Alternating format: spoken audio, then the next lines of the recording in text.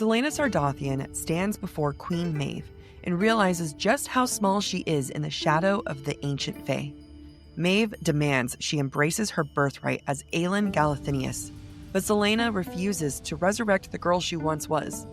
In Doranel's cold hierarchy, half-bloods are barely tolerated, and Maeve makes it clear that Celaena's worth must be proven. Tasked to master her fire or be cast aside, Celaena begins her brutal training under Rowan Whitethorn, a partnership born of resentment, sharpened by pride, and sealed with a well-aimed punch. Back in Rifthold, Chaol grows suspicious of General Aedion Ashriver, whose reckless charm hides dangerous loyalties, while Dorian seeks solace in the quiet healer, Sorsha. And in the mountains, Manon Blackbeak and her 13 circle like predators, ready to claim wyverns and the skies that once belonged to them. But as Celaena's powers begin to stir, so too does the darkness she's long tried to bury. Hey there, we're Book Talk for Book Talk with Jack and Amy, your book besties who take the novels you love seriously. This is Jack. And I'm Amy, and we bring the tools of literary analysis to the women-written novels lighting up book talk, from romance to romantasy. Think of it as your favorite fandom books treated with the same respect you'd give a classic in a literature class, just with more humor and less homework. And a lot more cursing. Hmm. Each season, we deep dive into one book, breaking down themes, imagery, and character motivations. Together, we combine our 13 years of literary academic training with our fandom love to help you see your favorite books in a whole new way. We also analyze the story through 2 different literary lenses, giving you more than one way to look at the text. This week, we're discussing chapters 8 through 13 of Sarah J. Maas's third novel in the Throne of Glass series, Heir of Fire. For a complete list of episodes and chapter breakdowns, please be sure to check out our Instagram at the handle BookTok for Book Talk. Before we dive in, let's talk about S.P.I.L.T. Spoilers, perspective and interpretation, language, and themes. Spoilers. This episode covers Heir of Fire with full context from the first 3 books, Throne of Glass, Crown of Midnight, and Heir of Fire. If you haven't read those books, this is your only spoiler warning. Anything beyond Heir of Fire and other SJM books will be saved for our Breadcrumbs and Broomsticks episode that airs this Thursday. Perspective and interpretation. These are just our takes, aka our personal readings of the text. We don't speak for Sarah J. Maas, and we know you'll have your own interpretations too. We love hearing them, so please share away. We use explicit language and we can't help ourselves, so keep your headphones in and the kids away. Or don't. Whatever. They're going to hear it anyway. Expose them early. That's fine too. Mm-hmm. Themes. We will discuss topics like sex, violence, abuse, depression, self-harm, and death. We do our best to flag heavier moments where we can, but listener discretion is advised. As always, let's keep the conversation going. Tag us, DM us, or use the submissions form on our website. And if you want exclusive content and live streams, you'll find us over at patreon.com/booktalkforbooktalk. If you can't get enough of analysis, please make sure to check out the Subtext Society Journal, where we write think pieces discussing the romance and romantasy genre as a whole, the ongoing conversations in the bookish community, and insights into the publishing and author world. You can read our latest articles for free with no subscription required, but to receive the newest articles in the future, make sure to subscribe. Want to be published? Head to the subtextsocietyjournal.substack.com to submit your article for a chance to be a paid contributor. Each week, we ask ourselves a question, and for today's episode, we're asking, what role does restraint play in Heir of Fire, both in Celaena's suppressed power and in terms of SJM's narrative pacing, and how does that tension drive the reader's anticipation? Themes we'll see in this section include mirroring and parallels. I will also say this is the episode where Rowan punches Aelin. It's actually the first chapter that we're covering today. I'm fiery today, and that's unfortunate. I am fiery with the passion of dealing with stupid men and their stupid shit and stupid fucking things of having to fucking prove yourself. So this is just not, actually, this is great material. Go forth. Let's start this. It's not good. If you're a Rowan apologist and you're a diehard, circle back next week. I think we should take a sip. Ready. Am I ready? I emotionally need to prepare. You need to be prepared for like the beatdown that he's about to get. Yeah. Did your point of view change? Let's get into it. All right. We are in chapter 8, and we're in the study of Mistward, the fortress where Maeve has greeted Rowan and Selena, and everything about the scene is set up to remind Selena that she is a mere mortal at this moment, and she's in the presence of predators.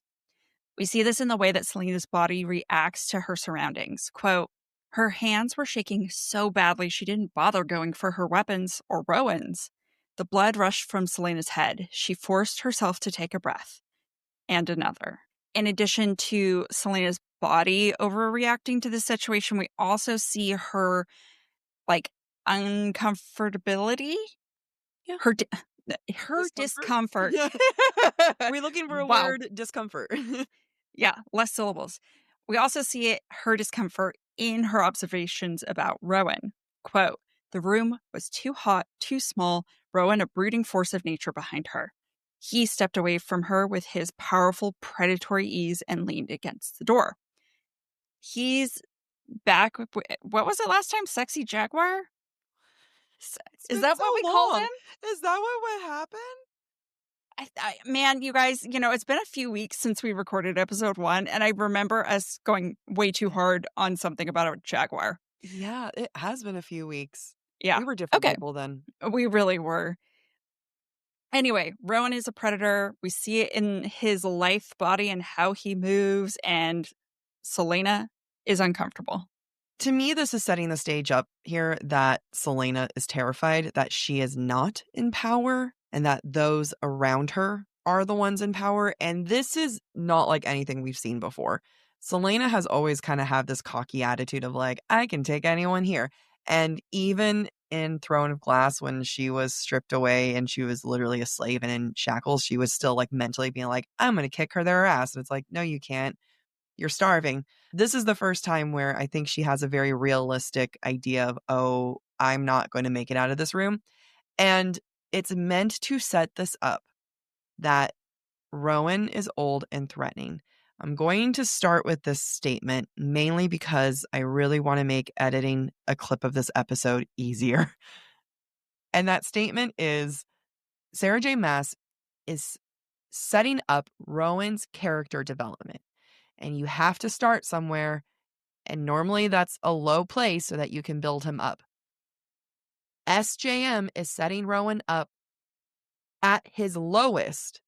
And we are not supposed to accept or approve of what he does here because that's how character arcs go. And so by Selena telling us how old and threatening he is, SJM is setting it up to make him look bad. I will also argue to that point, like you said, this is the first time we've really seen Selena out of her element, really afraid. That too is an indicator that Selena is also at her lowest. She is also setting up Selena to look bad. Just want to put it out there. Yeah. Then, of course, we also have the very eerie presence of Maeve, who inspires great fear in Selena. Quote, Maeve was fearsome in her perfection, utterly still, eternal, and calm, and radiating ancient grace.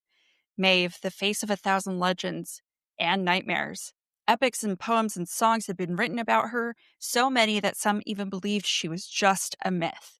But here was the dream, the nightmare made flesh. As Selena rose, Maeve remained smiling faintly, a spider with a fly in its web. Maeve is this, preternatural being compared to Selena's mere human. And Selena, let's be honest, scared shitless. And Maeve knows that she's in this position of power. She doesn't even bother to speak or share pleasantries with Selena when they finally start speaking. Selena even thinks, quote, no exchanging pleasantries then. Maeve was going right for the throat. And in order to attempt to kind of, I don't know, not even set balance, but this is just Selena trying to be like, Let's not call me Aelin. She says, quote, Aelin Galathinius is dead. Just speaking her name aloud, the damned name she had dreaded and hated and tried to forget. I love that she says her name. The absolute disconnect of Aelin and Celaena. Those are two different people, which is why we are still calling her Celaena. We are not switching over to Aelin yet because she is not Aelin. Because titles matter and the way that you structure language matters as well. We've known many different aliases for Celaena, and she's about to go by another alias as Alentia. And the one that she can't handle is her actual name. So I love the use of saying her name. It's just little subtle moments like that that does a lot for the writing. I agree. Just a side note before Jack goes in to talk about Maeve, I want to point out the fact, because this is going to happen again in this episode, Celaena thinks to herself, quote, for Nehemia, she'd play this game. And anytime Celaena thinks that, my thought is, really? This is her motivation? Even though she just gave up the oath and was drunk for a couple weeks. Yeah. So we're circling back to Nehemia. Okay, fine. And especially like at the end of Crown of Midnight, she was also with Elena being like, yeah, I should probably stop the super evil thing. That's probably a good thing to do. SJM wanted this book to be a certain thing, and she's forcing it into a box. I agree. But let's look at Maeve right now, you know? Let's look at this quote. The Queen of the Fae remained silent, her long fingers moon white, enfolded in the lap of her violet gown. A white barn owl perched on the back of her chair. She didn't bother with a crown, and Selena supposed she didn't need one. I really love this description for a lot of different reasons, and I'm going to get into the moon white aspect of it, but to me, this just reminds me of Queen Elizabeth I. And the way that the way that Queen Elizabeth presented herself was a very specific way. She made herself look like a virginal queen. She made herself appear very royal, almost. I mean, at that point, they believed like royals were gifted by God, but Queen Elizabeth really had a lot of imagery surrounding that. And even in this moment, right, you have a violet gown, almost feminine, but not girlish, you know, and then you have a barn owl that's right behind her, and that's, you know, represents knowledge. And then she's not wearing a crown. So is she kind of a humble queen? And then you have these long moon white fingers, and it's like moon, you kind of imagine it to be associated with purity. That's what happened with Queen Elizabeth. There was a lot of association with the moon and her own purity. And funny enough, with the goddess Artemis during that time, which we kind of have a similar thing happening here, although that's not Maeve. Anyway, it's also interesting because in the last several books, we've associated the moon as being a signifying moment to illuminate, pun intended, the truth. And we always talked about the moon and the truth. So at first I was like, that doesn't really work here. And then I was like, actually it does, because Maeve be dropping some truth bombs here. Maeve's office is also very distinct. Quote, it was somewhat absurd, though. Maeve holding court in this half-rotted office at a desk stained with the word knew what. Gods, the fact that Maeve was seated at a desk. She should be in some ethereal garden, surrounded by some Bobby Will-o'-the-Wisps and maidens dancing to lutes and harps, reading the wheels of stars like they were poetry. Not here.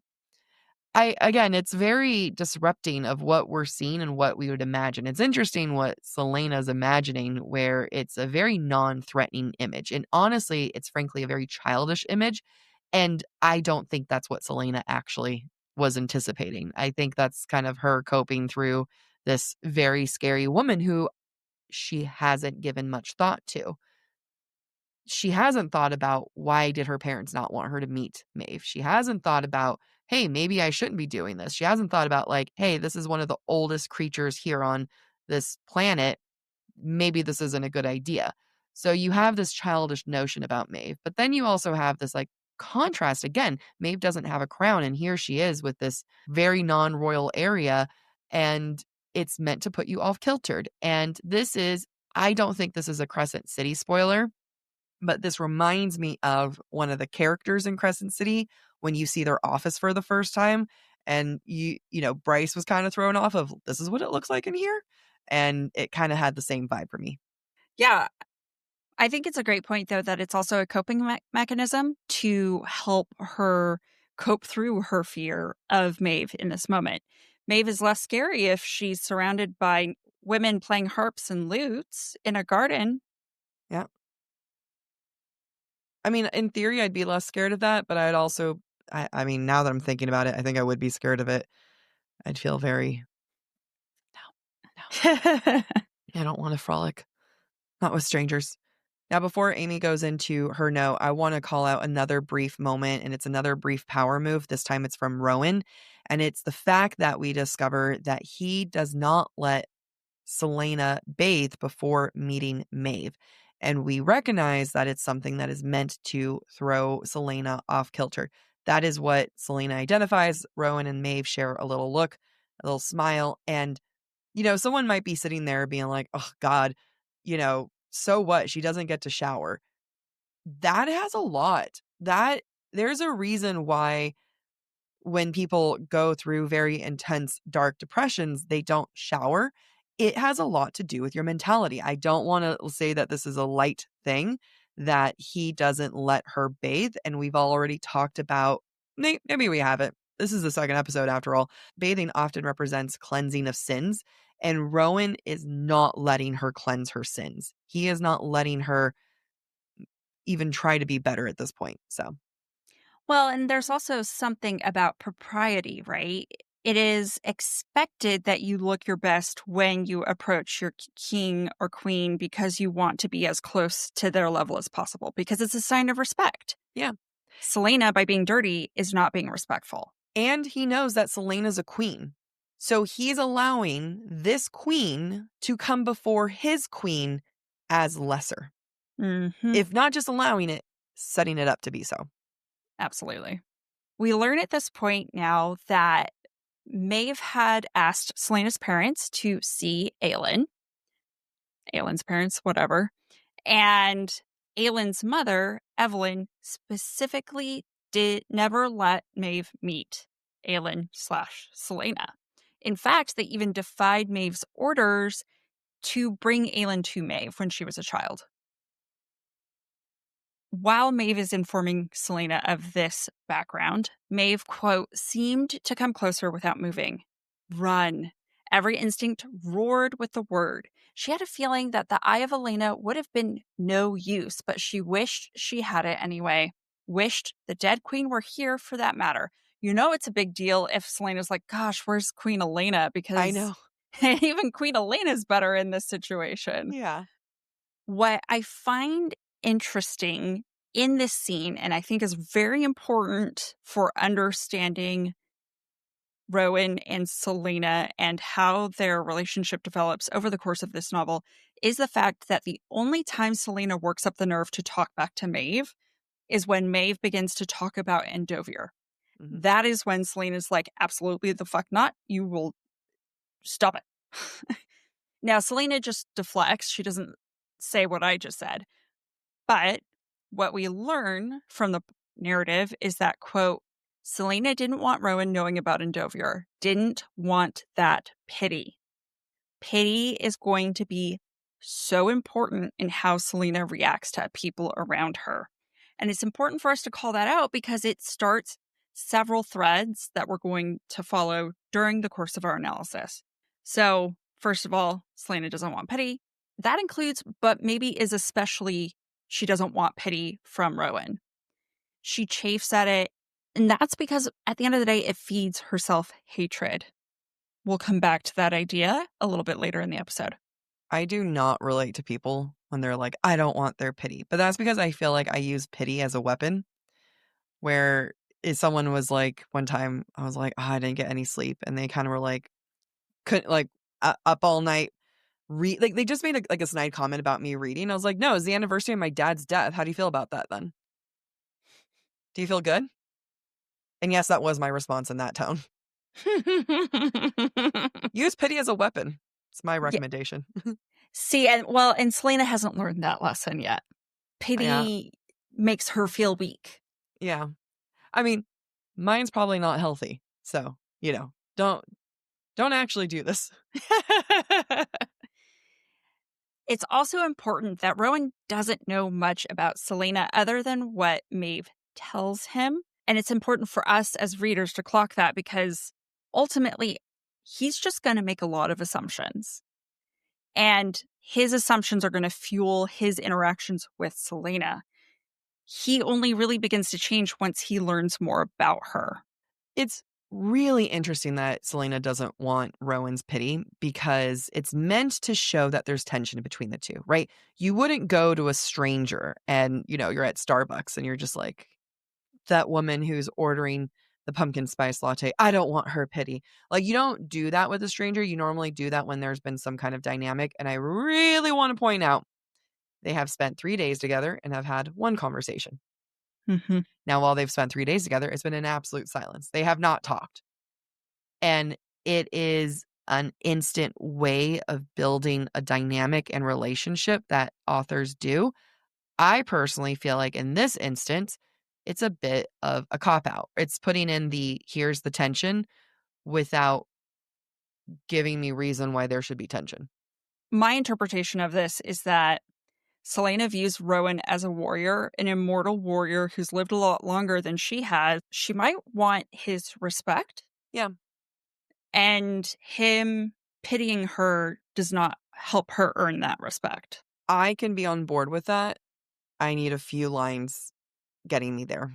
I totally agree. We're making leaps here right now. Yeah. Speaking of leaps, who else feels like this is a leap in logic from Selena? Quote, Maeve knew everything.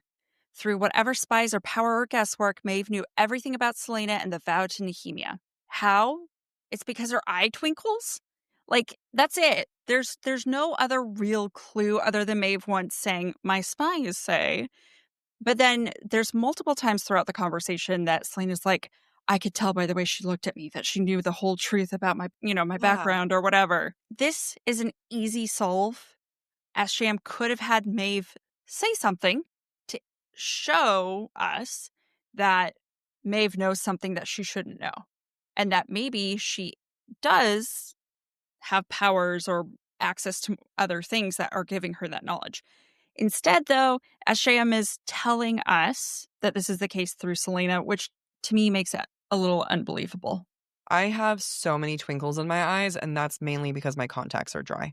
So I can only assume what people are thinking that I'm thinking. But sometimes I feel like it's another cop-out when, you just kind of this mysterious, I know things. I have spies. Like right now we're guessing that she has spies and we're, saying because Selena's like through whatever spy work. And it's like, okay, so the vow that you made in that empty graveyard where Kale was spying on you, you're telling me that there was another spy who was spying on you at the exact same time at that grave, which like, okay, sure, maybe, but it's just such a specific and convenient moment of like, oh, wow, you had a little hawk man watching you the whole time. Like, but then that would have required a fae to go there and lose their power. So they would have to lose their fae ability of being able to turn back.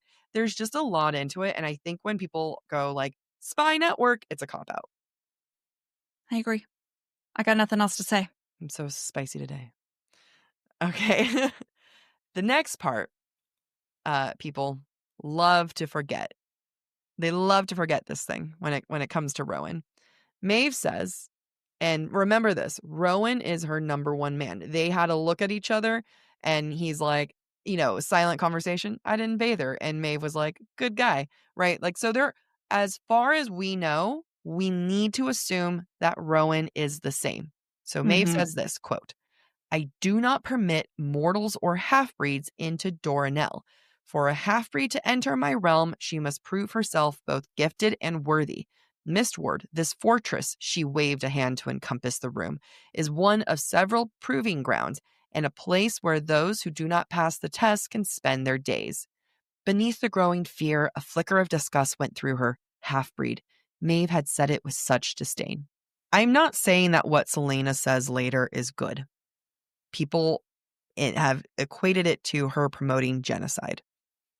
I want to identify the environment that Selena is in right now. And that is an area that she is both physically unsafe and she is being very much judged for being a half-breed. imagine anywhere. And the way that I'm trying to like process this and not dismiss what Celaena says and being like, you guys are being dramatic, it's not genocide. I replace what she says about Faye later with any other marginalized group. So I'm trying to do the same thing here, right? Imagine she's talking to a marginalized group and she says, well, you're just a half breed. Oh my God, I fucking hate that. Like, I've been called a mutt before and I hate that. Yeah, so just putting that in because as far as we know, that's Rowan's ideology as well, which is why SJM is setting us up to be like, maybe we shouldn't trust this man. And at this point, the reader should have that same assumption.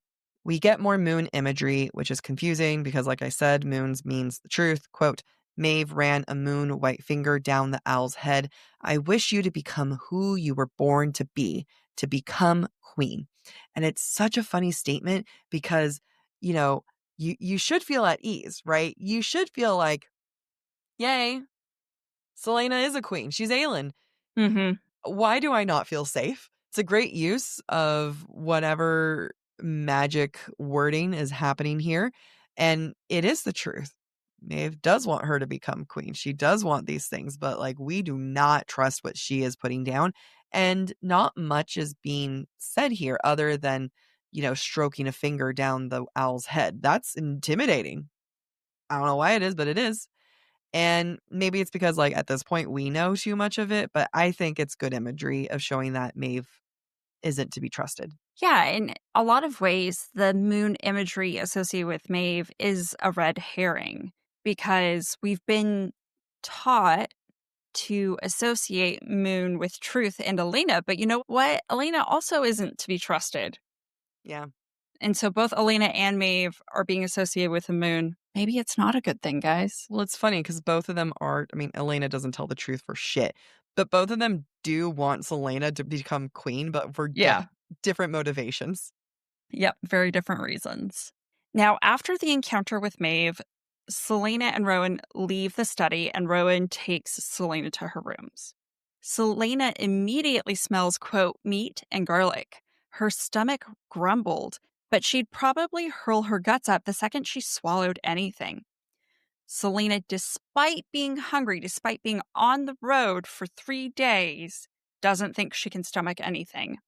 I've spoken about this idea of hunger and vomiting and whether or not you can contain food before in other seasons. But for anybody who's new, food is power. And if Selena cannot consume food, if she cannot keep food in her body, it's a reminder of how weak she is right now. And in some cases, her humanity. She is human to their fae. And for her to be unable to strengthen her body just enhances her weakness. It just continues to make her feel off kilter and remind us of the power differential between Selena and Rowan. Yep. It's such a power differential. Okay, let's build into this punch, shall we? So Selena and Rowan are walking and, quote, she could hardly tell he was there, but she knew, if only because she could almost feel the ire radiating off of him. Good. At least one other person wasn't particularly thrilled about this bargain. They've had one conversation. The one conversation was, get off your ass, I'm taking you to meet Maeve. And she was a little sassy to him and he was just like, shut up. And then they traveled for 3 days and didn't talk. He's annoyed for a lot of we find out why he's annoyed. We find out why he doesn't respect her. But it's a lot of, I'm trying to organize my thoughts. Go ahead. I was just going to say, as a first-time reader, you don't know any of that bullshit. Yes. And even as knowing this bullshit, it still doesn't make sense. And I'm going to get into it more because Rowan, more than a grown-ass adult, is going to hold Selena to a standard of saying you should have taken action and Selena is only 19. When was she supposed to take action? When she got her first period? Like when was that action supposed to take place? So I need everyone to remember that Rowan is someone who's supposed to have their mental shit together.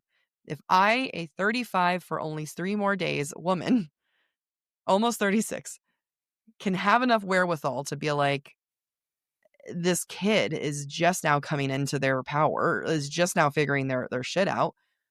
So can someone who's like hundreds and hundreds or maybe even thousands. I can't even remember how old he is. So that's just very important. And it's establishing that he is more powerful and he's angry at her. Like, it doesn't make sense. We find out later, but even when we find out later, it still doesn't make sense to me. He reminds her that he's old and uses it as a threat.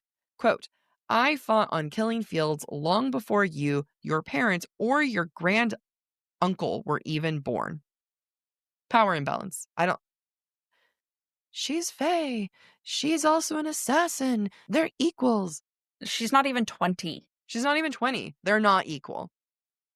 It's a power imbalance. And he is calling her Aelin to provoke her because she provokes him. The only difference is her existence provokes him, and that's on him, not her. Yeah. He is actively trying to provoke her. Her provoking him is just being there and existing. Yes. So now let's get into how Celaena acts. Because, again, they've had one conversation. They were silent for 3 days. Rowan feels pretty good about himself that he made Celaena eat dirt before showing Celaena off to Maeve. And after saying 2 more sentences to each other, Celaena is convinced, quote, oh, the prince wanted to tangle. Whatever self-control he'd had on their trek to the fortress was hanging on by a thread. Good. First of all, WTF. But most importantly, Celaena does want to antagonize Rowan. And I'm not going to defend either of them for their actions. I just want to point out Rowan is provoked by her existence and she can tell. So she's going to provoke him back. And part of that is because at the end of the day, she's the smaller animal trapped in the corner by the bigger animals. Yeah. So even though she notices Rowan's animal traits, even though she's noticed for days how much of a predator he is, she doesn't back down because when he calls her Aelin, hiding her identity as Aelin is more important than submitting to him, than her fear. Quote, she stepped in his path, getting right near those 2 sharp canines. No one here can know who I am. Do you understand? His green eyes gleamed, animal bright in the dark.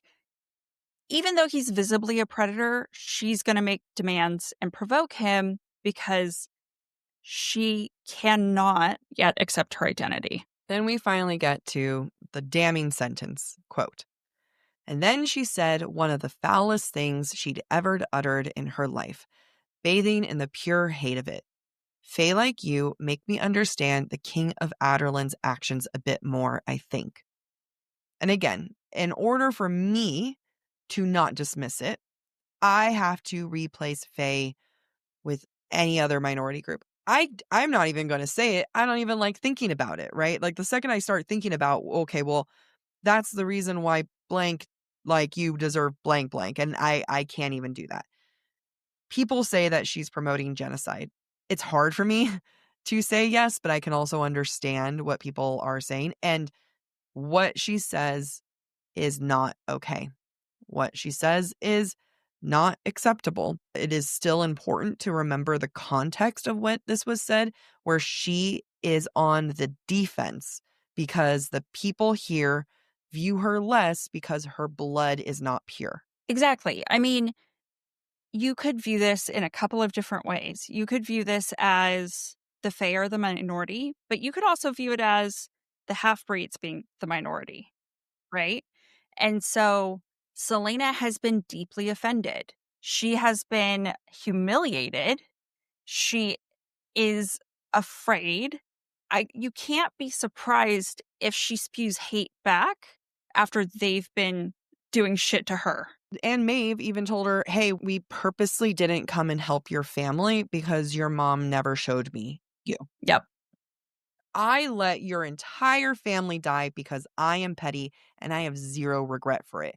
So I let your whole kingdom fall. So when Celaena says, Fae like you, she's thinking, and again, this is not an acceptable thing to say, but it's important to remember the context. The context is that she is saying, Fae like you, the Fae who judge me by my blood, for thinking that I am less than, who let my entire family and kingdom, and not just her kingdom, subsequently all the other kingdoms that fell after, happen because your queen was feeling a little petty. Mm-hmm. Not what she said was not okay, but to think that it is said in this isolated manner is a ignorant way of reading. I don't know if that's the right way of saying that, but it's a very isolated way of reading something and without understanding full context, when I will give SJM credit here in saying that this is a complex moment. It's a very complex moment. I think that another way to put it is just you're picking and choosing. You can't pick and choose. Everything, well, I have a question of whether what Selena says even makes sense in the context of what's happening I agree. or if SJM forced it, but I understand the principle in which SJM is operating, which is they said some ugly shit, she says some ugly shit back, and none of it's good. It all feeds into each other. Do I think the moment is forced? I do. Yes. It's kind of like, if you're coming into like what you said is perfect, where this is one of those moments where they're both at their lowest. And if you are coming in and saying, so what Selena says is absolutely unforgivable, she deserves to be punched, then you need to have that same mentality with Rowan punching her. What he did was unforgivable. He should never have done that. It is meant to be an equal moment. You want to argue people that they're equal? Okay, great. What they did was equally shit. So it's okay to say what he did was wrong because it's meant to show that he is going to grow and be a better person. And you can't have that if you don't establish that. You're literally missing the plot. Woo! I cried a lot on Sunday and I'm getting it all out now. I love that for you. Yeah. Go ahead. Ask that question because it's a good question. Or did you already Which technically? Does I it already even make sense? I already asked the Oh, question. all right. Well, I'm going to agree. Yeah. No, it doesn't make sense.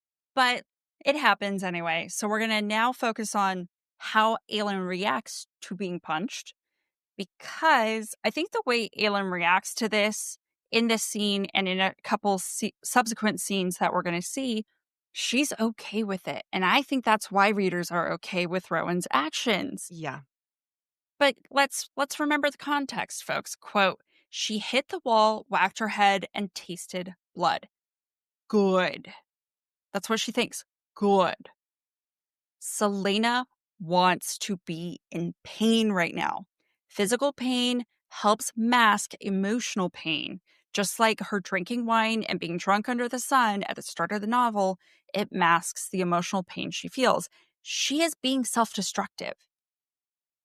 Everything she's going to do for a while is very self-destructive. And therefore, Selena is provoking Rowan on purpose to aid her self-destruction.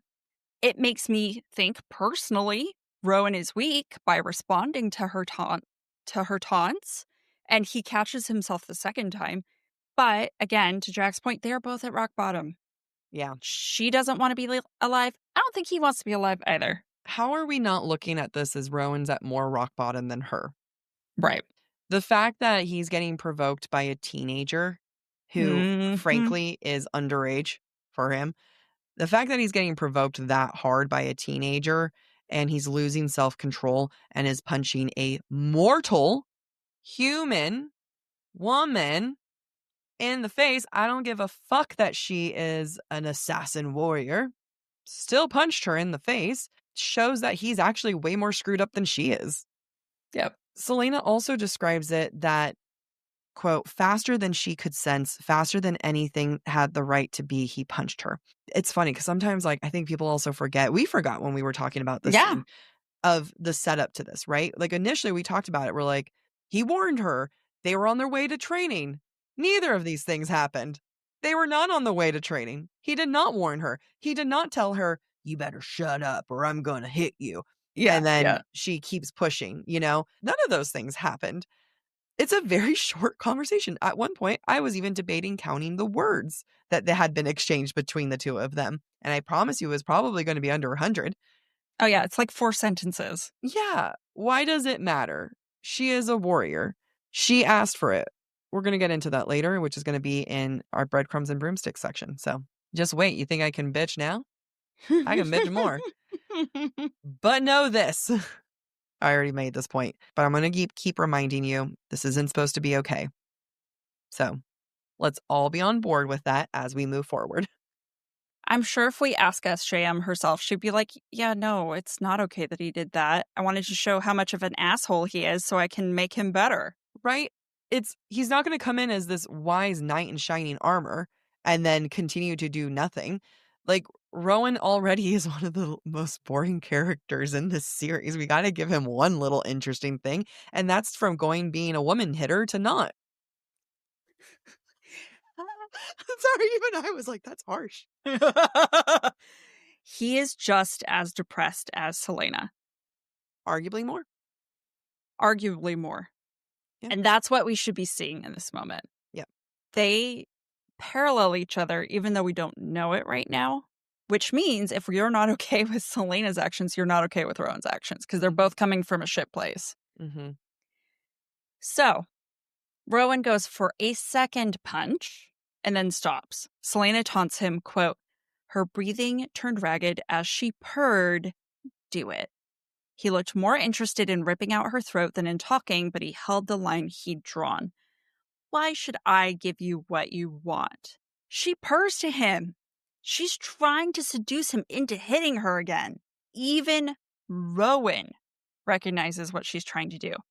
And what is it she's trying to do? She hates herself. She wants to get hit because she thinks she deserves it. And that's why readers are okay with it, because if Celaena thinks she deserves it, then it's fine.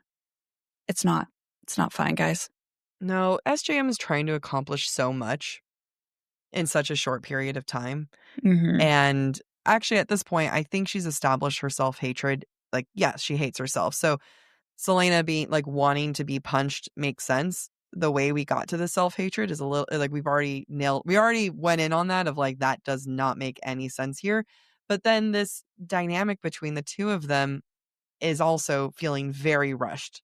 Again, we're trying to go from this training sequence that came out of nowhere with this book. Rowan says to her, why should I give you what you want? When has he seen any of the evidence for this? Like, he's seen her drunk and spiraling. He's seen her quiet and broody, and he's seen her feisty trying to rile him up. Like, there's just a lot of assumptions that he makes on her about her that is so far and out of left field that it's hard for me to be like, I don't know, any kind of sympathetic to the writing, not just to him. No, I completely agree with you. I think there are a lot of leaps, and that's why I am among the people that say once you get past Heir of Fire, it gets better.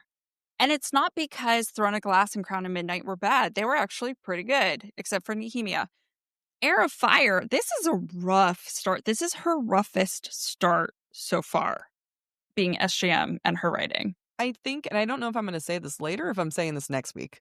I can't remember. But I say it at one point, is that the thing that saves this book is Manon, and not just because she's a cool character, but because you're getting a full fresh start and a full fresh story. Yep. And the pacing of Chaol's and Dorian's story is a slower, realistic pace. Those are the things that save this book. Yep, I completely agree. It's really Dorian and Sorsha and Manon. Yeah. That's it. And Aedion. I like Aedion. We like Aedion. Everything else, but the thing is, Manon's story is very traditional storytelling. Beginning, middle, end. Mm-hmm. Climax. We meet a character. There's an arc. Character grows. Again, beginning, middle, end. Very traditional storytelling. And it's both weird and out of place in a story that's being forced to be another thing. But it actually helps stabilize this more. Yep. So we are still not done with this scene, so let's keep going. Quote, Rowan let out a soft, lethal laugh that raked claws down her temper. If you're that desperate to eat stone, go ahead. I'll let you try to land the next punch. She knew better than to listen, but there was such a roar in her blood that she could no longer see right, think right, breathe right, so she damned the consequences to hell as she swung. We keep being reminded Rowan is a predator. He has a lethal laugh. It rakes claws down her temper. She knows that he is bigger, badder, stronger, but Selena is the small, little, defenseless animal that's been backed into a corner by the bigger, badder Fae. And of course, she's going to act out. She is like a caged animal trying to survive at this moment. I actually think SJM missed a moment here where she should have said, like, talons down her mind. I think that would have been a good moment. It would have been a good moment. Yeah. It would have been a good moment. Let's take a sip. Oh, after their little tiff, Rowan decides to let Selena know, oh, by the way, you're going to work in the kitchen. Everybody has to work hard labor here. And he thinks she's going to balk because she's a princess. She's a queen. But Selena doesn't balk. She's been a slave. It's a reminder to us that Rowan knows almost nothing about Selena. And therefore, I mean, he didn't even bother to do any research about her. And Maeve obviously has information. He is just making... knows so much. She knows so much in the twinkle of her eye. And he didn't ask any questions? It's stupid. Stupid.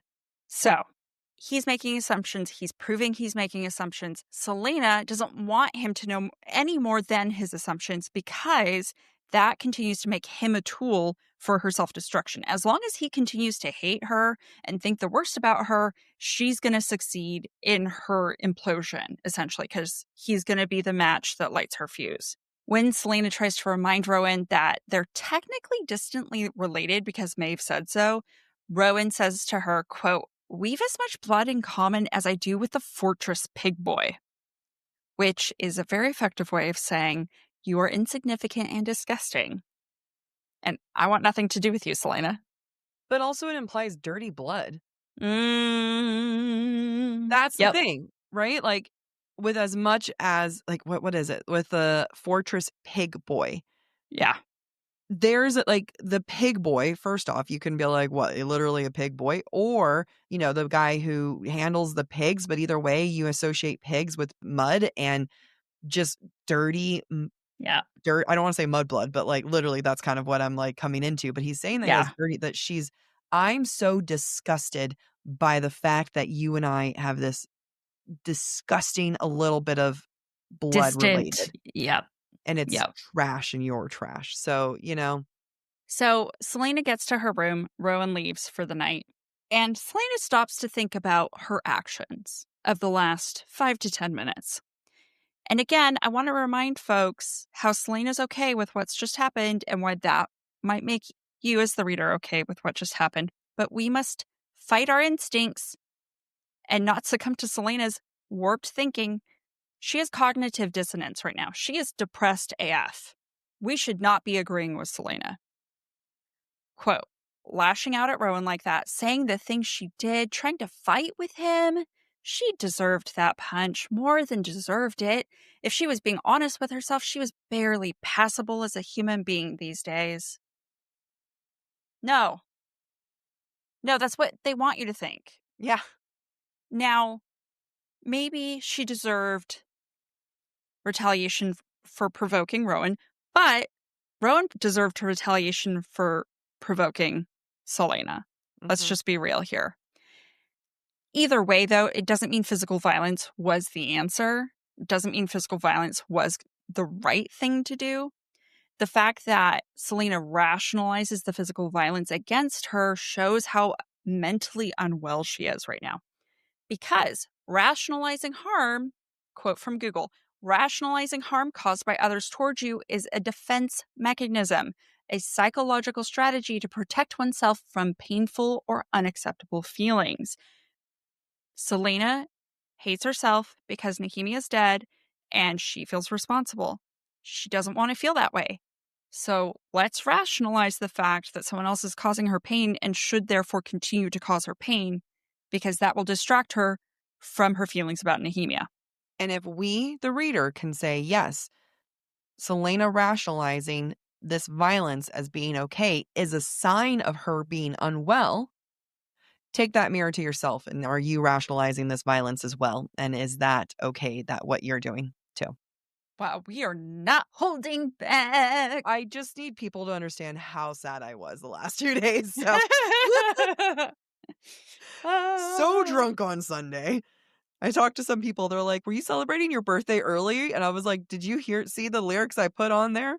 Did you not Yeah, see the sad girl yeah. music?" Lyrics? No. Yeah, I know. I went to work and I was like, I had 6 shots of tequila last night. The best part is how good of a friend you are, where the only thing that was required or requested was your company, but you were like every time I was like, "I'll do a double," and Amy was like, "Me too." Thank you. I Except appreciate the you. the last double you did, I was like, I should do a single. But you were smart for, taking away that well drink that he made a to-go cup for me. A, illegal. B, disgusting. All right.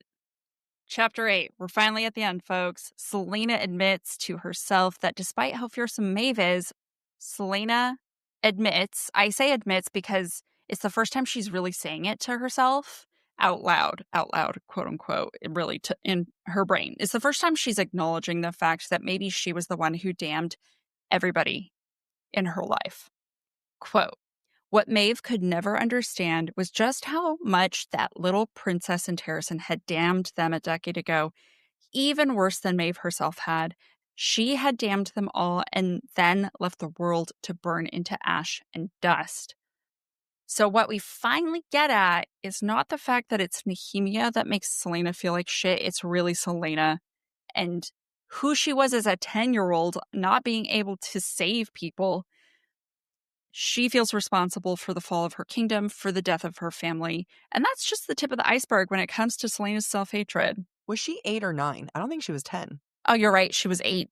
Yeah. She was 8. She was 8 fucking years old.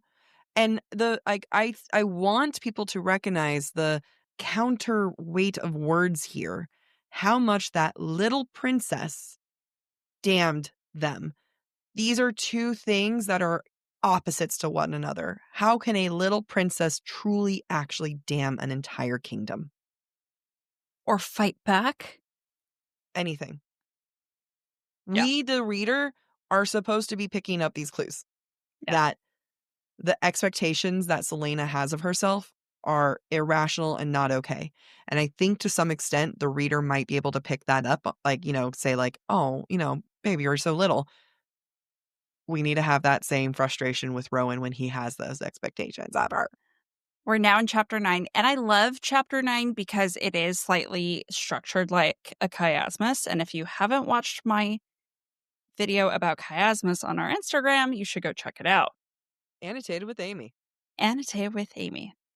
We start the chapter with Manon missing flying and reminiscing about the part of her that's been lost because magic is lost.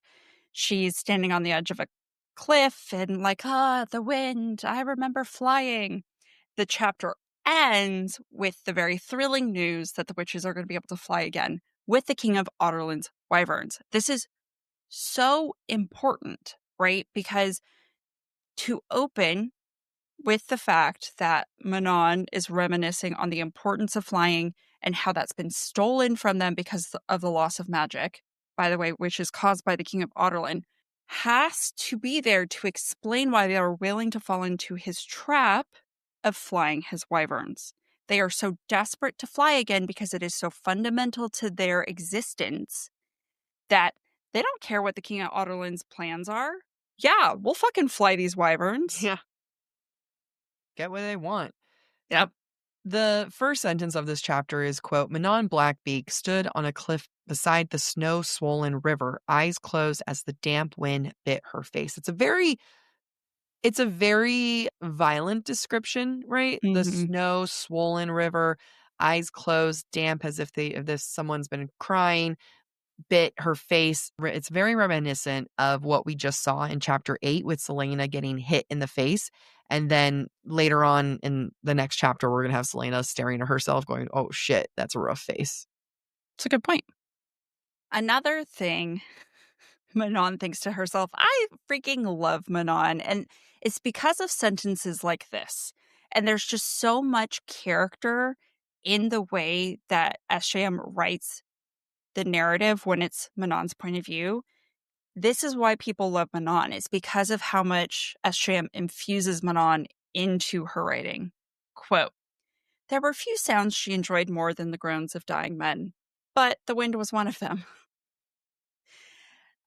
Also, the irony of this is that the last time we saw Manon, she was killing men and she really enjoyed it. So the fact that she enjoys this wind more than that scene, Impressive. She really loves the wind. she really loves the wind. So like I said before, pining for flying is important to understand not only Manon's motivations in this book, but all of the witches in the Iron Teeth clans. Quote, it had been 10 years since she'd tasted mist and cloud and ridden on the back of the wind. Today would have been a flawless flying day. The wind, wicked and fast. Today she would have soared. So the fact that she's about to gain all this back and she doesn't even know it, it's a nice full circle that Asham just does in like one little chapter. And it's chef's kiss to me. Very much so. There's a part in this quote that I find just kind of, I'm like, ooh, because I think I'm onto something. Mm. Selena, I'm going to notice, is associated a lot with mist. Mist word, she describes her own self as being foggy, and what is fog if not mist? And, there's just a lot of like mist things. And so when Manon tasted mist, I was like, Selena. So whether it's going to pan out, we're going to see. But like, I might be onto something, guys. Let's just, keep an eye on that. Yeah. So another area where we see a connection between Manon and Selena is this idea of them being weapons. So it starts out with Manon being like, well, I'm soulless. My grandmother says I'm soulless. And that's how Blackbeaks ought to be. Quote, she was wicked right down to the marrow of her bones. But the people in those wagons and the Duke, they smelled wrong. So, for context, the names are never said, but we know that it's Duke Parrington who the matrons have just met with to learn about the wyverns. And Manon can sense the wrongness of the Duke and the prisoners that are with him. Who are Caltaine and Roland, yeah. But to continue that quote, Jack. To continue that quote, Amy, quote, you didn't need a weapon at all when you were born one. More parallels with Selena. And a parallel doesn't always have to be that it's the exact same thing. They can also be opposites. So in many ways, Selena was crafted to be a weapon, which is the opposite of Manon, who was born to be one. Interesting. That's a great point. Thank you. And then more quotes here. With her moon white hair, alabaster skin, and burnt gold eyes, she'd been told by ill-fated men that she was beautiful as a fey queen. But what those men realized too late was that her beauty was merely a weapon in her natural-born arsenal, and it made things so fun. Now, this is again where they're kind of, Selena and Manon are both similar. They understand that their beauty can be used as a weapon. The difference is Manon is very much calling it a natural born arsenal. And I love this idea that this feminine beauty, this idea that men are putting her on a pedestal, is a natural born, not just weapon, part of her arsenal. Badass. Yeah, she is badass. She is the wolf in sheep's clothing, right? The woman that she was born as is the sheep's clothing that she wears as a witch who is the predator that hunts down men. I think it's just like this really empowering sort of image of what it means to be a woman, which I think is another thing that I'm going to assume for Jack as well, we love about Manon. I also want to point out that there's a lot just in that one quote that Jack just read that actually also ties Manon visually to Maeve. Yeah, the moon white hair. Moon white, beautiful as a fey queen. Yeah. So, connection. You know what's going to happen tonight? What? Is that I'm going to get ready for bed. I'm going to get ready for the shower. And I'm going to grab my boobs and be like, boom, boom, arsenal. Arsenal. And a little shimmy with my arsenal. If that Pew, pew, makes you pew. Pew. Natural born arsenal. Yeah. Handcrafted natural born. They're still natural born. I just got a reduction. So they used to be a larger weapons of natural mass born. destruction.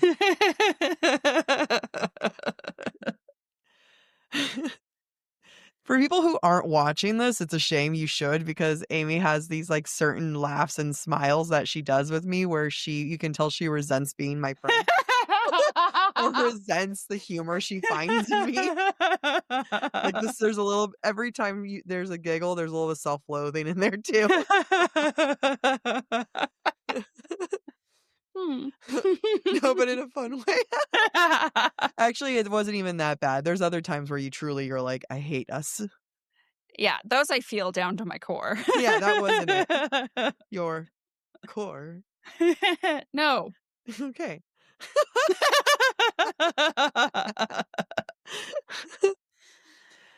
More into physical appearance, and here to discuss when Manon was born. Quote, and when her grandmother had seen that Manon's eyes were wholly of pure dark gold, the matron had carried her away from her daughter's still cooling corpse and proclaimed Manon her undisputed heir. So violent and graphic, right? Like her own daughter, right? Because that's, her granddaughter is dying. And she just walks, like, takes her away, because at this point it's like said that Manon claws her way out of her mother's womb, which it's almost like, did she?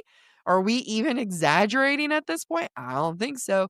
And it's the eyes that shows that she is meant to be the next queen, the next matron, very much like Selena's eyes, which has her associated as Ash River. That Bella is a Finney's. great point. And they also include gold. Yep. Something that we see a little bit here at the end of this chapter, and it's also important to keep in mind for the next chapter that we read with Manon, is the clues that we get about the very aggressive nature of the culture, not only amongst the witches, amongst the Blackbeaks, but also specifically between Manon and the matron, her grandmother. She thinks about how she might get punished for something, and she thinks that, quote, flogging, perhaps a few broken fingers, nothing too permanent, but it would be public. That was her grandmother's preferred method of punishment, not the how, but the humiliation. This is important because we're already establishing kind of the tenor of the relationship between Manon and the matron. The matron picked Manon because of her eyes, because they indicate something. We'll get to that in the breadcrumbs. But she's also not the loving, nurturing kind. She's very happy and willing to use humiliating punishment in public to teach Manon lessons. So I think that's just something to flag for right now. I also want to point out, because we talk about it a lot, the Farian Gap. It's mentioned in Crown of Midnight. It's where we're currently at in Manon's point of view. I thought it was interesting. Farian is an Old English verb that means to carry or to bring.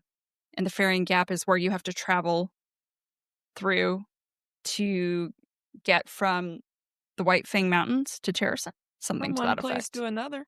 From one place to another. Mm-hmm. That's right. Yeah. As are much roads meant to do. One other thing I like about Manon, and I think is important to bring up, it's kind of a breadcrumb. I'm not going to say how it's a breadcrumb per se, but Manon feels the threads of fate twisting. And from her point of view, we do get references to the threads of fate throughout this series. And what we're going to see in another scene as well is how Manon can sense things that others can't among the witches. So just another important thing to flag. Another important thing to flag is around here is when I started crying, so my notes get a little lighter. And that's acceptable. Yeah. Let's take a sip. Chapter 10. We are in Kale's point of view, and he's had a long day. But you know what? He's pissed at his guards because they keep shirking their duties. Why is that? Aelin has been telling his men, don't worry. Kale said it's okay. Come with me to my party. So Kale goes in search of his men and Aelin at a tavern that Aelin has bought out. And it only takes one glance at his big pommel for folks to get the message that Kale means business. Quote, Dirty. That's exactly what I was thinking. Quote, men were at the door to keep out the riffraff, but one glare from Kale, one glimpse of the eagle-shaped pommel of his sword, had them stepping aside.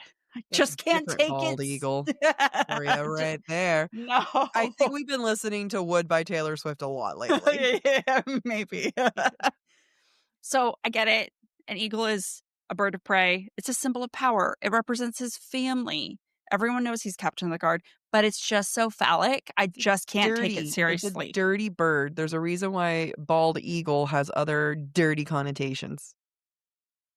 Thank you. Speaking of birds, turns out Kale's on a wild goose chase. Wha- I thought I did a great job. How dare you laugh? That was way better than ambulance. Someone call an ambulance. This is great. Wild Goose Chase was awesome. Comedy gold here. Ba-dum-tsh. Kale's on a wild goose chase, one where the goose is nowhere to be seen.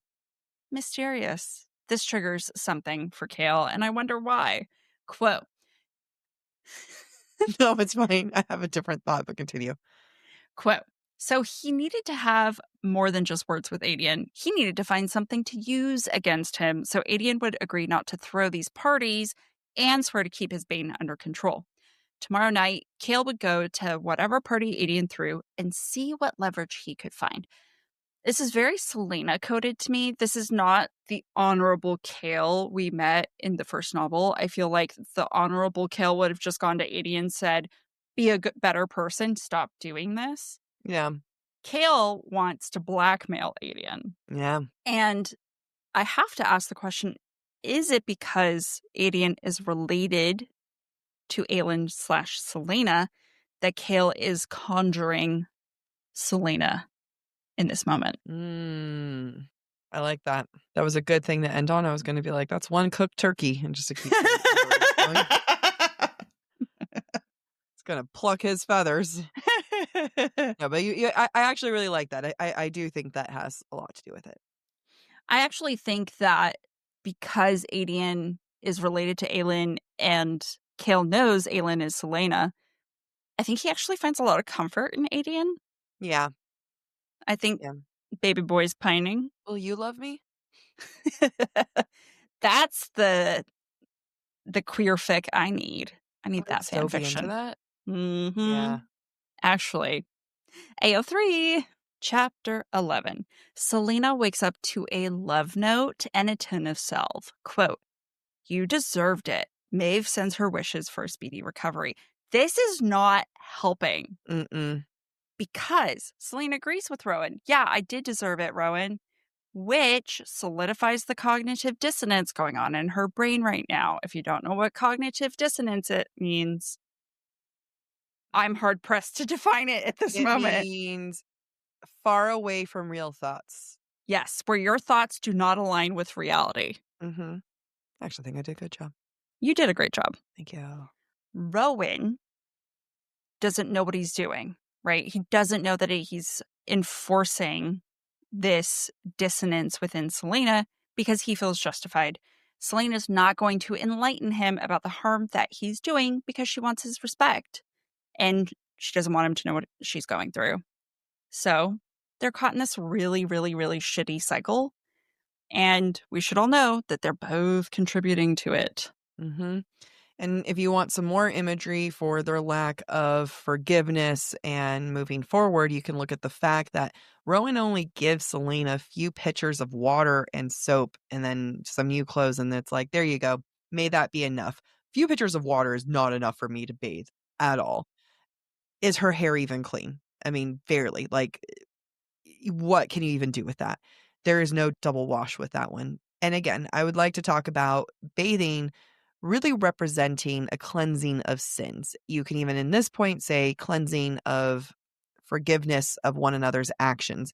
And it's fitting that Rowan isn't giving her or allowing her to have the opportunity of a full bath yet. He has not forgiven her. He's not going to let her forgive herself, and she doesn't want to forgive herself. And I also want to look into the fact that he is also the one clothing her, which kind of is offering a fresh start, but it's not really a fresh start. I think it's meant to kind of show a fresh start of Selena going in as Evelyn, represent her as Alentia. Alentia. Maybe that's what I was trying to say. It's not a fresh start with them, but rather it's a representation for Selena as a fresh start as Alentia, which we're about to see. That's an interesting thought because Rowan also wears that same kind of off-white garb that he provides to her.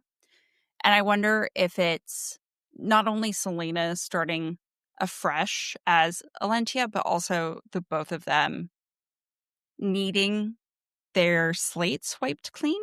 Yeah. Yeah. They both need a fresh start. So Selena's not okay. She hasn't even left her bedroom yet, and her depression and her grief is weighing pretty heavily on her. Quote, the pain in her chest sharpened enough that breathing became difficult. She stood there for a moment, pushing back against it, letting it sink into the fog that smothered her soul. Our girl's not okay, and it's important that we remember this heaviness that she's carrying around with her because that's her motivation. She is trying to escape the heaviness that she feels, and that informs all of her actions right now. Fog, the cousin of mist, uh, smothering her soul. mm. Selena looks at herself in the mirror and she sees, quote, that she'd lost weight, enough so that her face looked about as hollow as she felt. Even her hair had become rather dull and limp. This is kind of mimicking of when Kale found Selena, right? Even the basic clothing, bathing, and that and the fact that like Rowan beat her up emotionally and or physically, and then Kale kind of beat her up emotionally. There's a lot of similarities here. But what I find to be very interesting is the fact that Selena chose this one. This isn't like when Kale found Selena and she was a slave for a year. Selena chose to go on a bender for 2 weeks. Selena chose to stop eating.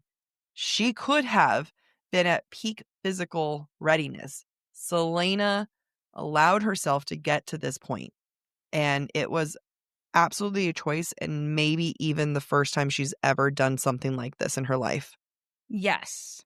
I will also say, though, she wouldn't be in a situation like this if not for Kale sending her here. Yeah. She could have acted this way back in Rifthold. We'll never know. Selena definitely has agency and she chose poorly. Yeah. It was just an interesting parallel between this moment and Kale. And, you know, I think there's going to be a lot of comparisons between Rowan and Kale going forward. And with this, I think it's kind of shows a start that with Rowan, there's more of a choice. Hmm. And I can't say something because that's not in this book. Save it for the breadcrumbs. We'll see if I remember. Yeah. So everything here, especially when it comes to the cold, like Selena's physically very, very cold. It feels really sinister and she just can't get warm. But I want to read this quote out because I think it's benign. It seems benign, but I actually think it's kind of metaphorical. Quote, the great brick oven and hearth were blazing, chasing away the morning mist that slithered in from the trees. So this cold, this morning mist, we see how that environment is being warded away by the flame and the fire, which is positive. It's warming, it's chasing away the cold. However, if we think about Selena herself, Selena would rather be cold than access her power. She doesn't trust herself enough to use her power, not even to warm herself up. But she's in this catch-22. She needs to access her power in order to get the information she needs from Maeve. And so what we see in this environment is the future that maybe Selena wishes for herself, but she is not physically able to access that right now. It's just a very interesting play of metaphor with the environment and Celaena's internal turmoil right now. Agreed. Celaena meets Emrys and Luca, and when she's introduced, she uses the name Alentia as her given name. Quote, "Thank the gods Rowan didn't snort at the name. She might have eviscerated him, or tried to at least, if he mocked the name Nehemia had given her." Nehemia. There's a lot of violence still left in Celaena. Whether or not it's justified, she is very protective of Nehemia's memory. And I will argue Celaena makes Nehemia the angel to Celaena's inner monster. Because at the end of the day, Celaena is a monster to herself. Yeah. And she puts Nehemia on a pedestal to be her opposite and to say, oh, that is what I should be, not this monster that I am. Which I think she's got it reversed, but okay. Agree. It's rough. I mean, there's so many layers with her choosing Nehemia, with her choosing Alentia, the name that Nehemia gave her. I think that I like to look at it not just as like, trying to honor the vow and promise I made to Nehemia, but rather Nehemia aggressively called her a coward. And Alentia, you can almost equate that as being a coward's name in many ways because it is so associated with Nehemia. And it plays into her thinking, quote, "Let Rowan think she was spoiled and selfish," right? Alentia, again, and it's not just Alentia, it's like Alentia represents everything that Nehemia thinks of her, which is very negative and very poorly of Celaena. So it's kind of like, well, let's keep it going. Yep. Rowan finally goes away and says, "Do your duties. I'll come back for you later, and then we'll train." And Celaena actually really enjoys it. Quote, "In the kitchen, chopping vegetables and washing pans, she was absolutely gloriously nobody." This is probably the one thing Celaena has wanted for 10 years, is to be nobody. And for the first time in her life, she can truly be nobody.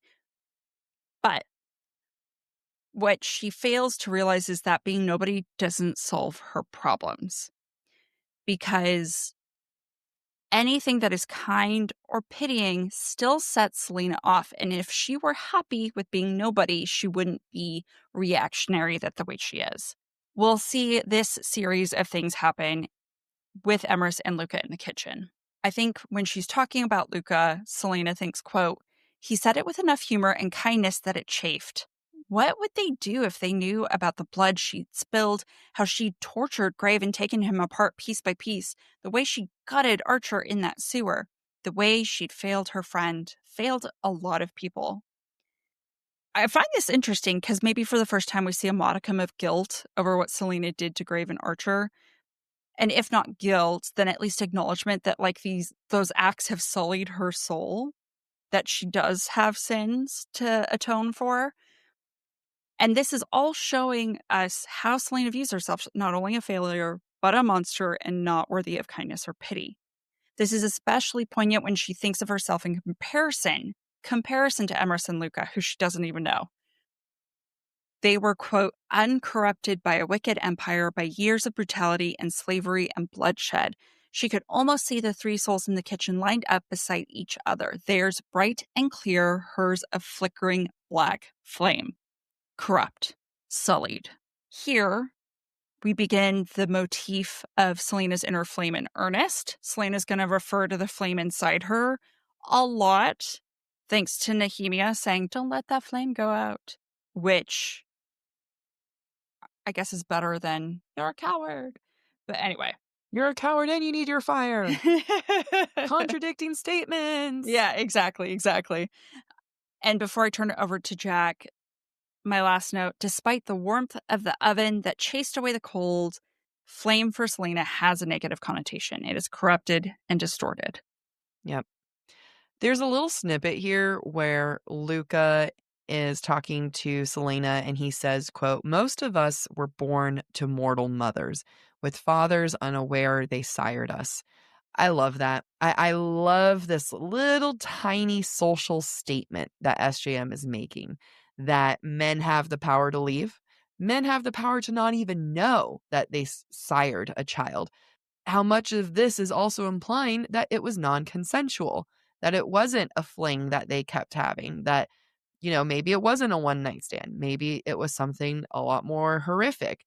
And Luca also tells her that they're not allowed to learn the old language until they get to enter Dornell, until they're proven worthy of getting into Dornell.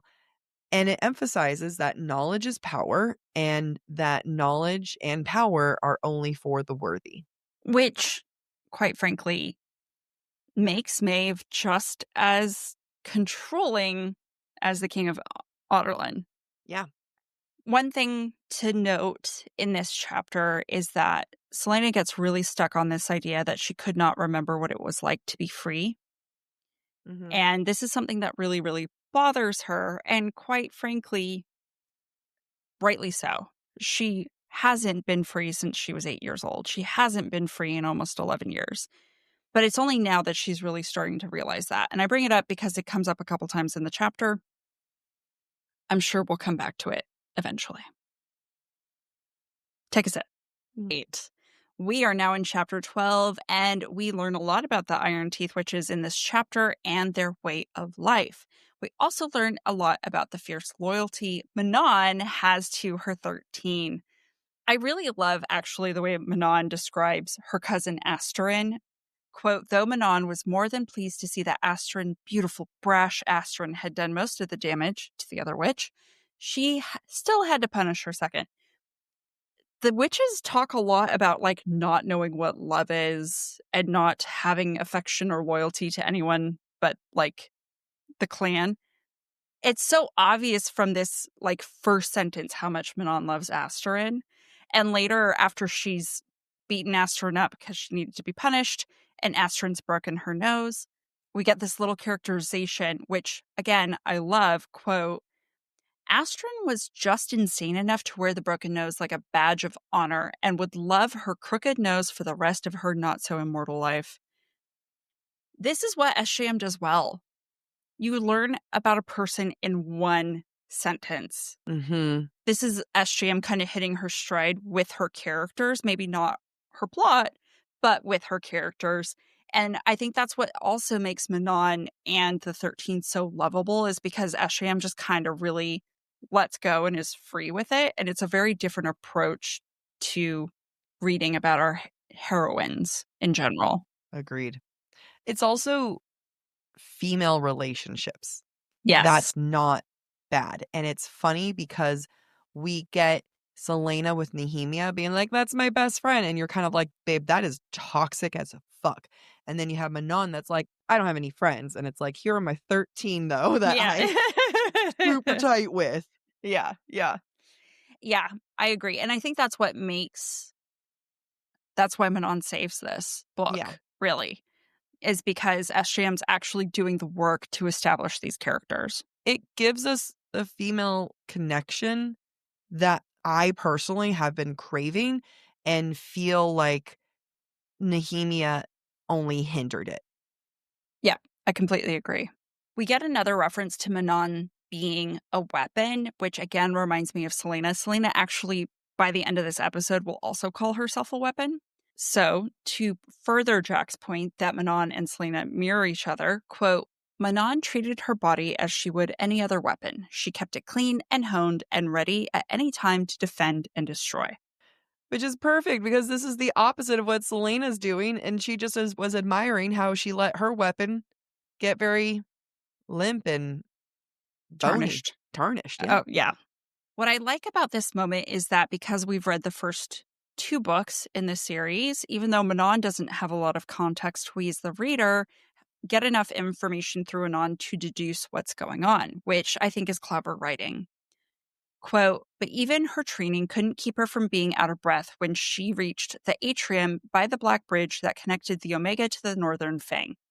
Manon hated the expansive stone without even touching it. It smelled wrong. It smelled like those 2 prisoners she'd seen with the Duke. In fact, this whole place reeked like that. The scent wasn't natural. It didn't belong in this world. It's great because we, as the reader, have enough information to deduce that the Black Bridge and the stone around them is the same substance as the clock tower at the Glass Castle. The Duke is Duke Parrington, and as we said, the prisoners are Cal, Tane, and Roland. That's how I feel about every time I smell cotton candy perfume. Mm, It's not natural, not I of this agree. world. I agree. It Get makes that. me think of the early 2000s. Just get it away from me. Yeah. As all the witches are walking, Manon starts to point out the various outfits that the matrons are wearing. So you have, quote, traditional deep blue robes and bands of iron stars on the brow, as well as another matron wearing, quote, a worn leather band rested on her brow in lieu of iron star crown. And then, so you really get this understanding that there's this emphasis on how they look, right? There's no crown, but there's a lot of stars on there, and the other one has like a leather band on her brow. And it really, like, she looks at these outfits without any envy. And I note that because, quote, she wiped her runny nose on the shoulder of her red cloak. She'd seen the other coven leaders eyeing the crimson material, as they always did, with yearning and scorn and envy. Iskra had gazed at it the longest, sneering. There's a lot of meaning with the red cloak. You know, it is the least, you do not hide with the red cloak. It is, I am out in the open. You can spot me. And it also is fun to see her wiping her nose on it. The fact that she's brazen and she doesn't care if but it's not disrespectful. That's the fun thing, right? Like, it's just so, like, it's just so part of her. Yeah. It's a trophy that has now become part of her, and everyone views it as a trophy they want, and she just views it as, this is equivalent to me wiping my nose on my arm, ladies. Yeah. At one point, the handler also calls them ladies, and he cringes, and I just think it's funny because you can have, like, scary soldier men, and you could say gentlemen, and it would be okay, but you don't really have an equivalent for ladies, and he uses that name. He uses ladies a couple times, or he just says, like, lady, and it's funny, and it's an interesting use of title, and even though he cringes, none of the witches cringe with it. They kind of are like, ooh, you're uncomfortable. I love Yeah, it. love it. We continue to get a baseline of the Iron Teeth clan witches, especially with the Black Beak clan. It's important because it means something when we see later that Manon has little defiances. It means what we're establishing here with the witches is going to have a lot more meaning in the context of Manon's character arc throughout the series, but we have to get the baseline now because we're just learning about her and the witches. Quote, obedience, discipline, and brutality were the most beloved words in the Black Beak clan. All else was to be extinguished without second thought. I don't think we get a lot of obedience, discipline, and brutality from Manon, even though, like, I'm convinced that that is what she'll do. She's killed men Yeah. with joy, Yeah. but very quickly she's going to defy that, and that's important for us to know now that this is the expectation. The witches see their first wyvern, and it is love at first sight for Manon because she sees power. Quote, she'd suffer no creature to be her mount but the fiercest, the one whose blackness called to her own. As her eyes met with the endless dark of Titus's, she smiled at the wyvern. She could have sworn he smiled back. No, you're wrong. Manon. I forgot that when I reread this, I forgot that she does not end up with Titus. Yeah. What? You forgot? I forgot. You forgot her, buddy. You I forgot Toothless. know. Abraxa. It is You're a Toothless. horrible person. You forgot It is. Toothless. I remember the love, but I didn't remember. Okay. I'm taking a sip. We're now in chapter 13. I am trying to power it through so we can get to more of our breadcrumbs and broomsticks. So bear with us, ladies. So bear with us, folks, because we've got James. No, yeah. We've got Patrick. There's a Tyler. Tyler's our editor. No. There's like another one. Oh. He responded to you posted something on Instagram yesterday. Did you ever go back and review it? I need to. Taylor. It's Taylor. Yeah. We have many messages that you need to go back and. Yeah, I do. Actually, it's like 3, but I'll go back. we have men. We do have men. Optimism. We get clues about what's going on with Rowan in chapter 13, mostly in the way that he treats Selena, if punching her wasn't already a clue. From Selena's perspective, she notices something off when Rowan retrieves her from the kitchen. Quote, Rowan was leaning against the archway of the stairwell, arms crossed and violence beckoning in his lifeless eyes. Lifeless eyes. This is not the last time she's going to see that lifelessness about him. She sees it again when they get to the training grounds. Quote, he was armed to the teeth, his face a mask of unyielding brutality. She made herself give a little smile, her best attempt at a dutiful, eager expression. Do your worst. Wipe that smarmy, lying smile off your face. His voice was as dead as his eyes, but it had a razor-sharp bite behind it. At this point, as a reader, we should be cluing into the fact that as much as Selena is off, Rowan is just as off, even if we don't know him that well. Why is this guy lifeless? I don't have an answer, but I do have this. Mist. I would like to point out that as they're walking out, quote, the highest reaches of the forest still clouded in mist. I think it's a great call out because it is metaphorical for what's going on inside of Selena. I'm convinced there's more, and I'll figure it out. Let me cook. We'll see. I might need the whole season too. We see from the interactions between Rowan and Selena how Rowan has no respect for Selena. Again, if punching her wasn't enough of a clue already.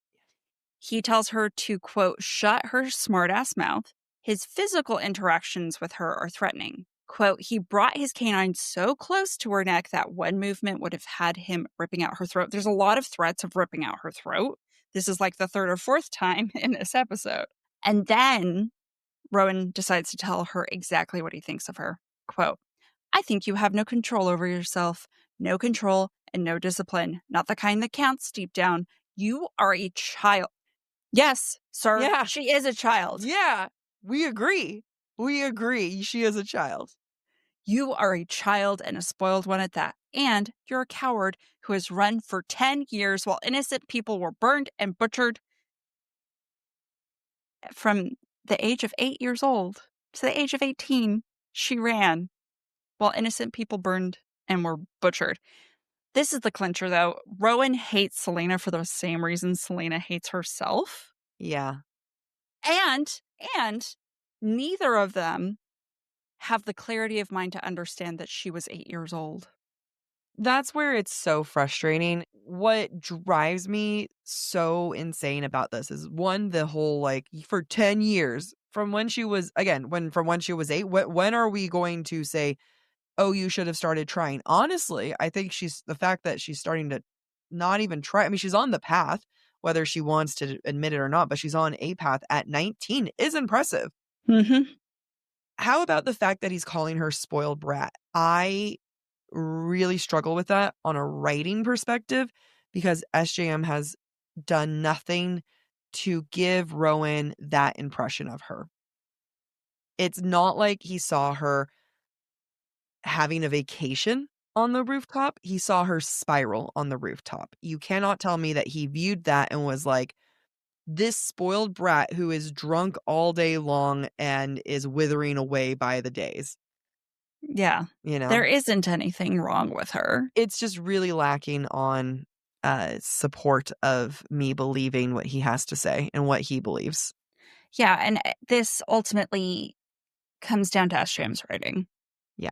This is an example of the author forcing the plot instead of the characters revealing the plot. That sounds like the question of the week. Of this episode. So let's keep going. We don't want to. Oh yeah, let's keep going. Answer that let's later. Keep going. By the way, am I the only one that feels like this interaction is a little bit dominating / sexually charged?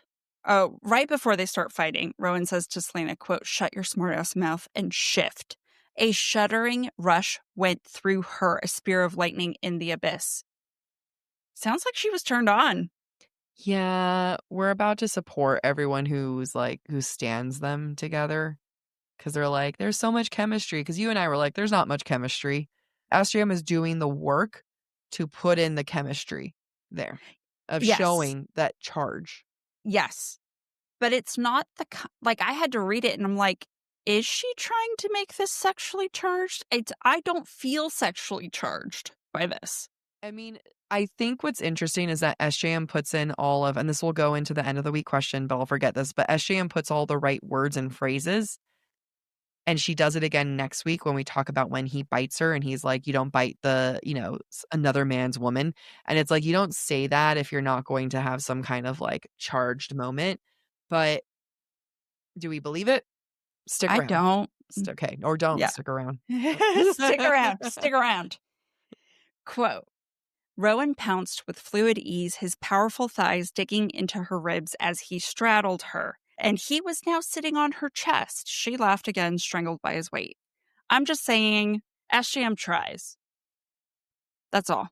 Yeah, I'll be curious when we start talking about it because it's like, what more do we want? Like, what is it that you and I are looking for, right? Because it's like she's doing all the things right. I think it's because so much of this has been forced up until this point. There's another random Nehemia droplet in the what's going on here. Quote, for Nehemia, she had to try, but when she reached in toward the place in her chest where that monster dwelled, she found only cobwebs and ashes. I don't believe it. Just because you repeat it doesn't mean I believe it. Agreed. Moving on. We're almost done, folks.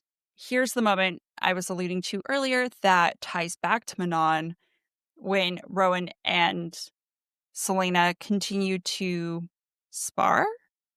He's baiting her.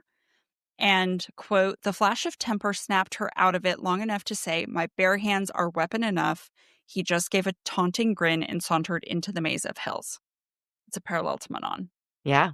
So at this point, Rowan's like, well, if you can get through your fear and walk through this area of barrows with whites in them, which is demons, essentially. Scary, scary, vicious demons. He's like, then I'll take you to Dornell tomorrow. And she's like, fine, I'll do it. But when she looks into the destroyed barrow, she sees, quote, there was only blackness within, ageless, breathing blackness. Her heartbeat pounded in her ears as the blackness reached for her. So for someone who feels dark and empty inside, which I just read, the dark really, really terrifies Selena. From a writing perspective, I get what SJM's doing because she's going to use the motif of the flame inside Selena so much that, the flame combats the darkness, but Selena doesn't have a flame, so she's afraid of the dark. However, it's not driving for me, guys. No. Let's keep going so that we can talk about how it's not driving. And so just a quick reminder, our Breadcrumbs and Broomsticks segment, because it is spoilery, is now going to be in a separate episode this Thursday. That's where we'll discuss listener thoughts and interpretations of the text and our own little breadcrumbs that we found along the way. So let's dive into the question of the week. Okay, give it to me. What role does restraint play in Heir of Fire, both in Selena's suppressed power and in SJM's narrative pacing, and how does that tension drive the reader's anticipation? It's a very complex question. You're very smart. I am so smart. Thank you. There's a lot of restraint happening on Selena's part, right? And there's also a lot of restraint that's not happening on her part. Like the way that she lashes out at Rowan, there's no restraint there. The way that she's not letting herself eat, not letting herself find power, that is restraint. Even though she can't bring herself to do those things, it's still a lot of restraint. And it's meant to have a lot of tension for the reader, right? It's meant to be like, she's so tense. She's like here on a hairpin trigger. She's holding back the truth. She doesn't want his pity, so she's holding everything back. All these things are happening, and I think we've just been hinting at it. It is so hard to believe this. This is a rushed Selena. We got that in episode 1 where you and I were like, we can get here, but it is such a disconnect from Crown of Midnight to Heir of Fire. Like, that's not our girl. Where did she go wrong? I think it was you or a reader that said there's no way Selena would have let Kale's and Dorian's life be in danger like this to go off the rails here. Yep. Suddenly this memory of Nehemia like comes back into play and she's like, oh shit, you're right. I have an oath. Even the way she shows up to Maeve was weird, right? Like, she goes 2 weeks avoiding it without even trying and is suddenly like, all right, it's time for my quest. It's time for Rowan to train me. That's restraint, right? Like, there's a lot of restraint in all of this. So it is weird. Yes, it is weird. And I think, like I alluded to earlier, I think this is why readers really struggle with the first 3 books. And they're always like, after Assassin's Blade, it's fine. Because there's so much that is inconsistent in Selena, as well as in SJM's plot development. Like, yeah, we had problems with Nehemia, but for the most part, we enjoy the plot of Throne of Glass and Crown of Midnight. Yeah. There is something really lacking in Heir of Fire, and it is because I think this is an example, as I said earlier, of the fact that SJM is forcing a narrative that the characters don't agree with. The characters don't jive with this forced plot. And it could, if she did the work. We could get here. All SJM wants is a training sequence with a hot guy that they end up building tension, and he misunderstands her and she's not letting him in, and eventually she lets him in. But you can't make me believe a single thing of this when you're telling me that this... How old is Rowan? Can we do a quick check? Yeah, I just had a thought. Is this her version of Pride and Prejudice? Ew, I hope it's not. But it has, like, the elements. Okay. 3 centuries old. 3 centuries old, and it's so unfortunate that he can't do math. That he can't subtract 10 from 19. Actually, at that point, 10, 11, right? He can't do basic... Honestly, this is a tragic story if you look at it, of a man who can't do basic math and can't hold back on his anger against women. It's so unfortunate. But yeah, like, it's just one of those things where I can see what you're saying about like Pride and Prejudice, where, you know, it's almost like her version of both, where they're both so caught up in their own feelings that they can't open up. And this is where it comes into a problem that this started as a YA book. Mm-hmm. Selena was 19, 18, very much 18 in the first book. Very much so in the second book, grown up, but in the second book. This is not the storyline and the expectations of a 19-year-old. And this is where the dynamic that she has with Rowan is starting off wrong and not okay, because he can't do basic math. And it is, yeah, it's just like there's such a disconnect. And I hope... I don't know. I was about to say, I hope this is the last time we mention it and we're able to let it go as the, you know, book moves on, but I don't think that's in our nature. And why would you ask us to change? But I I do think that this is something that, like, at a certain point we are going to have to accept. Like, this is what it is. Yeah. We're going to have to pretend to be on board. But right now we're only on episode 2. We're only up to chapter 13, and it starts off so rough, while you have Manon, who's starting off so strong. Yeah. And honestly, I genuinely forgot Manon was in this book because of how poorly I think of the Selena storyline. Yeah. I love Manon. Sarah's actually doing a really, really, really great job with Manon and the witches. Wonderful. Yeah. With Selena and Rowan, I feel like she's forcing a square peg into a round hole. Agreed. It doesn't work, and we're just going to have to accept it doesn't work. Yeah. That's going to be our truth. Yeah, it's unfortunate. I had so much more to say, but it gets into spoiler territory, and so we are going to wait into when we get into it on Thursday, which is funny because we're about to record it right now. So let's wrap this one up. Yep. Thanks for listening to Book Talk for Book Talk with Jack and Amy. Join us Thursday for our breadcrumbs and broomsticks discussion of today's chapters. If you're enjoying the show, don't forget to rate, review, and subscribe on your favorite podcast platform. It really helps other readers find us. And of course, we'd love to hear what you thought of today's episode. Share your comments through our forum at booktalkforbooktalk.com, and we might feature your feedback in a future mini episode or in a Patreon exclusive episode. For merch and more ways to support the show, head to booktalkforbooktalk.com. You can follow us on TikTok, Instagram, or YouTube at the handle at BookTalkForBookTalk. And don't forget to join us by subscribing to the Subtext Society Journal.substack.com to get more insights into the romantasy and romance world. Bye.